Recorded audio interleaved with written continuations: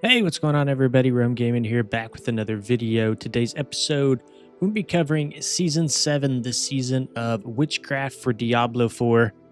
This season, of course, will be immediately following Season 6, the Season of Hatred Rising.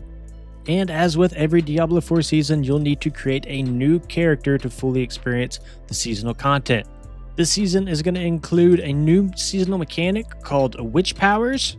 We also have Oculate Gems, we have Headhunts, Root Holds, a whole bunch of different things that's happening with the Armory and Tempering Manuals, so we're going to cover everything in this video. So starting out with the Witch Powers, this is going to be sort of the crown jewel of Season 7, and basically Witch Powers are unlocked at Altars of the Covens, and these are located throughout the Sanctuary, and these powers are grouped into 4 categories. So we have the Eldritch Powers. This is going to boost your spellcasting and elemental damage. The Psych Powers, which is going to enhance your crowd control effects and mental manipulation. We have Growth and Decay Powers, which is really good for damage over time builds. And then we also have Lost Powers, which is going to be rare, high-impact abilities that's going to add unique effects to your playstyle. You're going to have 24 different powers to choose from, and you're going to find a ton of different combinations. You can have 6 Witch Powers, 5 normal powers, and 1 unique power at a time. There will be a pane where you can actively switch between these different powers, and there are 4 schools and 2 qualities of Witch Powers with 25 in total. So we have 7 Eldritch Powers, 7 Psych Powers, 7 Growth and Decay, and 4 Lost Powers. There are also ranks that are behind each Witch Power, so if you do want to rank them up, you can farm out currency to level them up to maximum rank. So in a weird way, it's almost like they've just given us more glyphs to work with. Up next, we have the Oculate Gems, and these Oculate Gems can be inserted into equipment, and that's going to be any equipment that, of course, has a gem socket, so pretty similar to the rune that we saw in Season 6. You can also craft Oculate Gems with something called Fugitive Heads, and you can also craft them with Restless Rot and Gem Fragments. And this can be done at the Tree of Whispers, and a lot of these materials are going to be attained during headhunts. So the more and more rarity that you do go up, the more and more currency that it will require to craft them. So for example, a legendary will require more mats than a rare gem. Now, these Oculate Gems can also interact with the Witchcraft powers that we just talked about, leading to some pretty cool combos.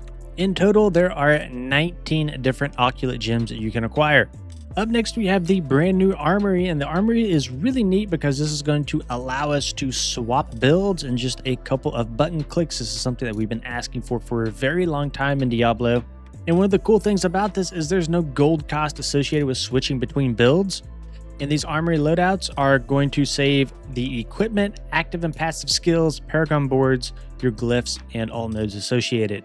The Armory can be accessed in towns throughout the Sanctuary. So this could be the Dark Citadel, the Tree of Whispers, and through all the different training areas located throughout Diablo 4. So this is going to be extremely nice if you want to play a Fireball Sorcerer, and next thing you know, you want to do a Chain Lightning Sorcerer. You just have to go and literally press one button and you can change your entire build. And this is really cool for different types of content as well. If you're pushing pits, you might want a specific build. If you're wanting to speed farm, you might want to play another build. Then, very similar to Nightmare Dungeons, we now have something called Silent Root Holds. So these root holds are going to be started with something called Whispering Wood, which function very similar to something like a Nightmare Dungeon Sigil does now. And when you go into one of these root holds, very similar to how an Infernal Horde works currently, you're going to be able to choose different bonuses at the cost of increased difficulty. And of course, one of the main benefits to doing root holds is to acquire currency to be able to craft your Oculate Gems. Now, not only does Season 7 bring just new mechanics, it also brings a new storyline centered on the Coven. And as you go through the storyline, you will also earn reputation through the new Coven reputation system, unlocking a bunch of powerful rewards along the way. Another thing that will be really neat is we have a whole bunch of new legendary aspects and uniques that we'll be able to acquire this season. There will be 8 new uniques and 11 new legendary aspects coming to the game in Season 7.